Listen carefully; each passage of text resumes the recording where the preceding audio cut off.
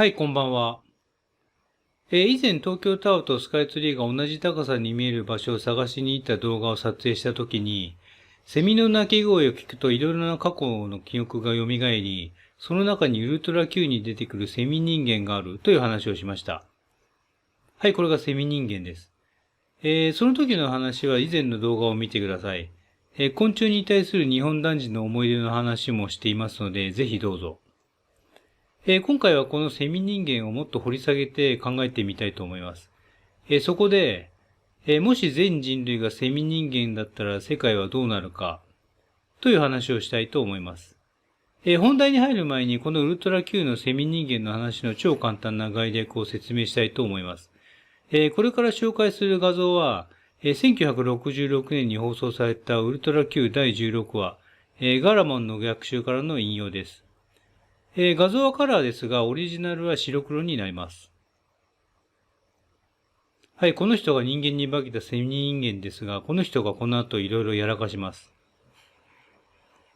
いつも最初の犠牲者は警備員とか巡回中のおまわりさん。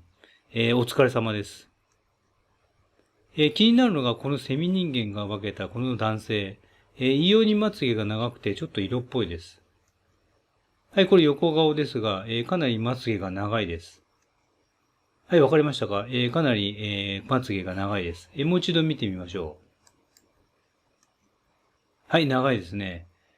かなりの剛毛のまつげです。この色っぽい彼を追いかける警察です。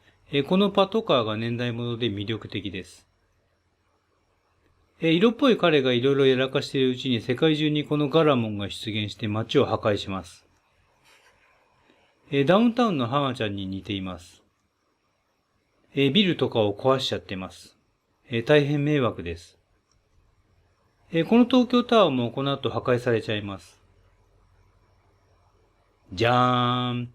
とうとう姿を現してセミ人間。ちょっとキモい。任務に失敗して、仲間の宇宙船、これですね。宇宙船に戻ろうと手を振っているセミ人間です。ところが、意外で残酷な結末。宇宙船から発射される熱光線で焼かれるセミ人間です。この時のセミ人間の苦しみの叫び声ですが、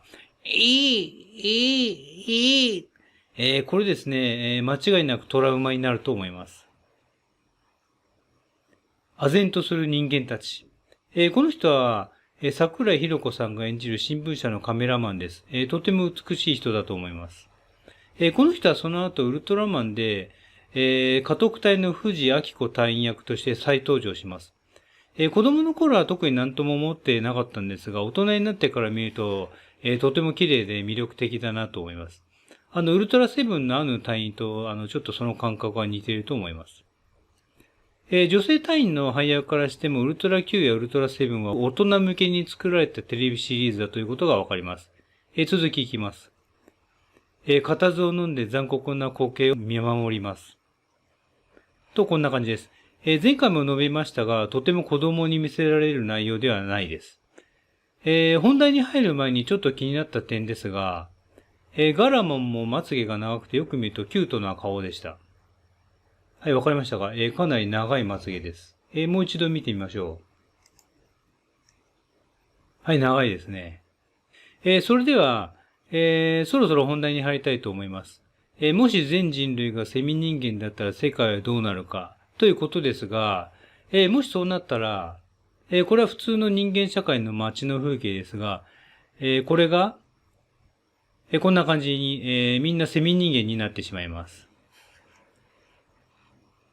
さらにこんな風にセミ人間の人生は、幼年期から少年期、青年期になって、壮年期から中年期、それから高年期とこのように成長していくのかなと考えていました。しかしですね、これ実は、私が勝手に根拠もなく想像していたことで誤りであることが分かりました。東京タワーとスカイツリーが同じ高さに見える場所の動画を作った後に、セミ人間の生態をもっと知りたくていろいろ調べてみたんですけれども、驚いたことにセミ人間はオリジナルのウルトラ Q 以外にも登場していました。それがこれです。ウルトラ Q ダークファンタジー。2004年に放送されたウルトラ Q のリメイク版です。ちょっと解像度が低くてぼんやりしていますが、これの第16話、ガラ級の大逆襲。はい、これですね。これにセミ人間が登場します。内容は全然面白くなくてもう忘れちゃいましたが、冒頭のシーンがかなり強烈でエグいのと、これがセミ人間の生態を知るいいヒントになりました。冒頭で一見普通のセミの幼虫が、こんな感じで木によじ登って成虫に羽化しようとしています。と言っても、セミ人間には羽がありませんので、羽化という言葉が適当かどうかはちょっと微妙なんですが、とりあえずここで羽化という言葉を使います。そしてこの幼虫の中から奴が出てきます。はい、こんな感じで出てきます。セミの幼虫のサイズは普通のセミの幼虫と同じでちっちゃいのですが、羽化した途端に普通の人間サイズに巨大化してセミ人間になります。テレビでの羽化シーンは、かなり気持ちが悪いです。ぐちゃぐちゃねちょねちょ音がして、ちょっと効果音の使いすぎじゃないかなと思ったくらいです。それで、この出てきたこいつ、いきなりやらかします。ちょうど偶然通りかかった職務質問をした警察官に抱きついて、自分のストロー状の口で、警察官は絶命してしまいます。ここはちょっとターミネーター2を思い出しました。その後、脳みそとかを吸い出すのかなとちょっと期待してしまったんですが、ただ殺害しただけでした。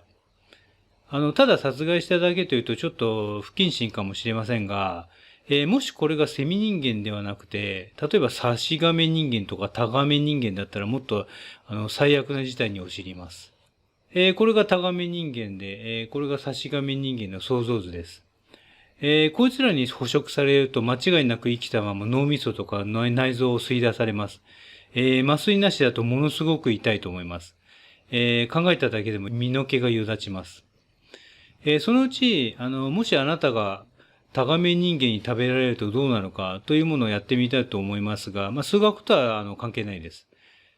かなり話が逸れましたので元に戻します。ということで、このセミ人間の人生略図は誤りであることがわかります。セミ人間の子供時代はなんとこのように手のひらに乗るくらい小さいセミの幼虫でした。幼虫時代は土の中で長年過ごして、その後地上に出てセミ人間になり、後で説明しますが、大人になるとかなりの短期間ですぐ死んでしまいます。これがセミ人間の人生です。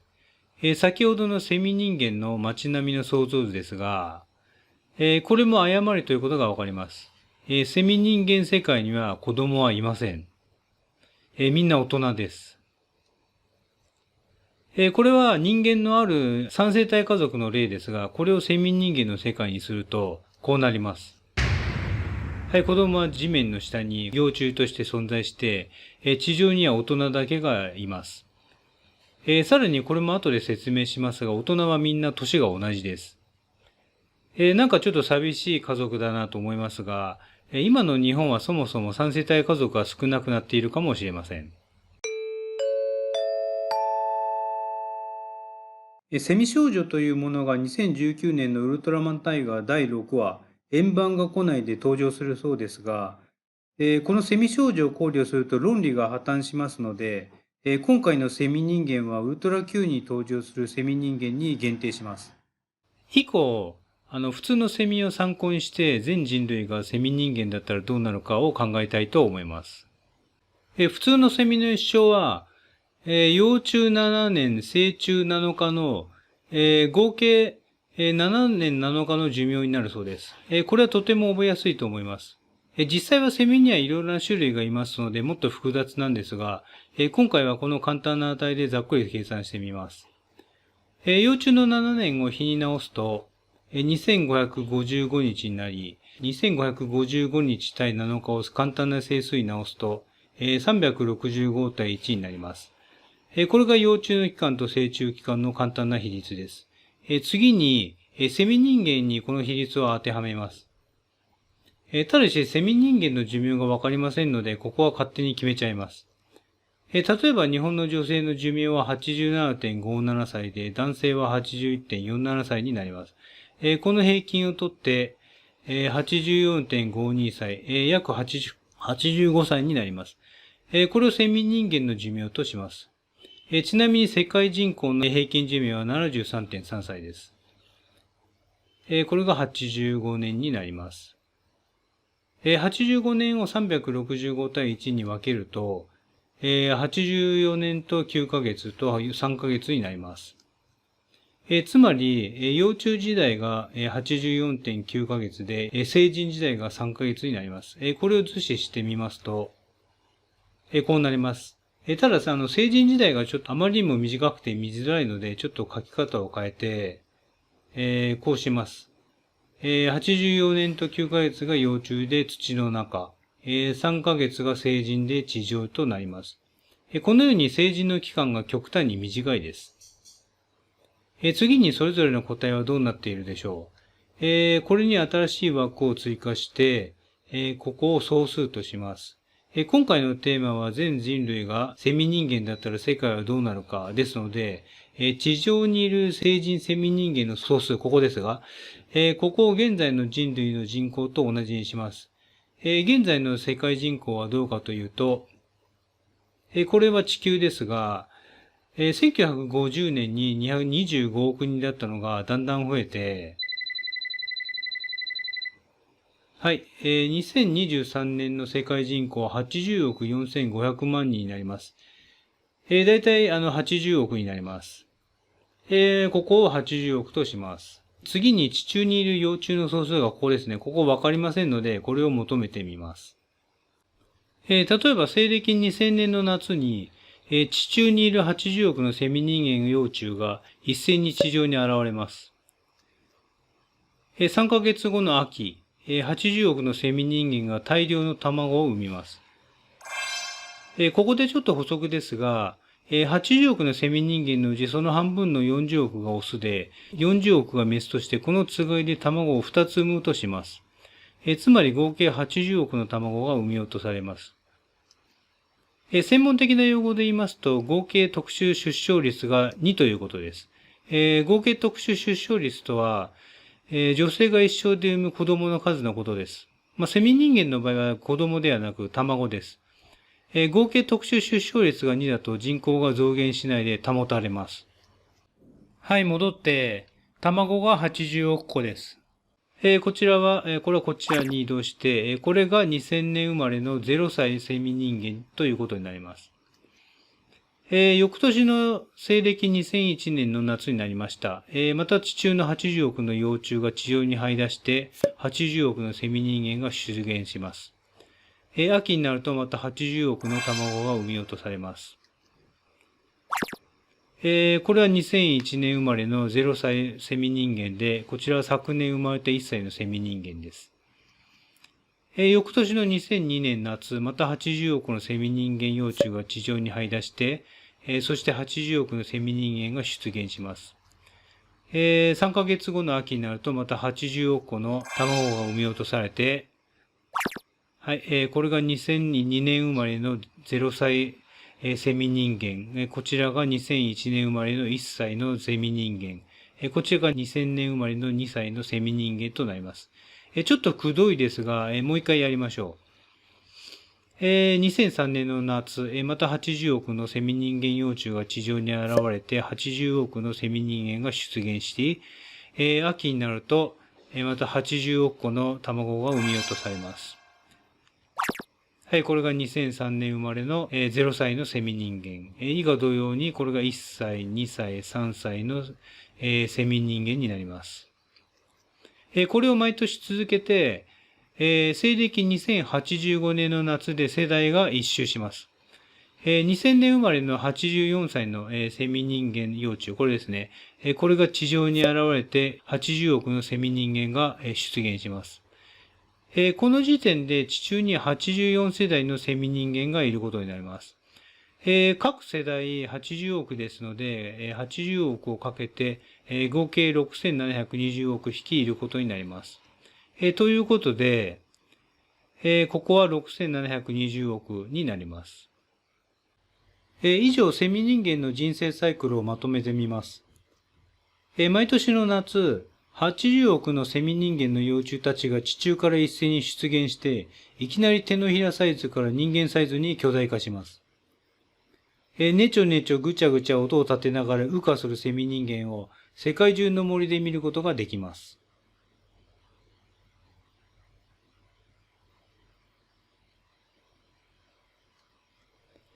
その後3ヶ月間は地上で活動するんですが、どこでどのような活動をするのかは今のところ不明です。3ヶ月後の秋になりました。この時期になると、セミ人間女性が一斉に、合計80億個の卵を地中に産みます。合計特殊出生率は2ですので、1人のセミ人間女性は2個の卵を産みます。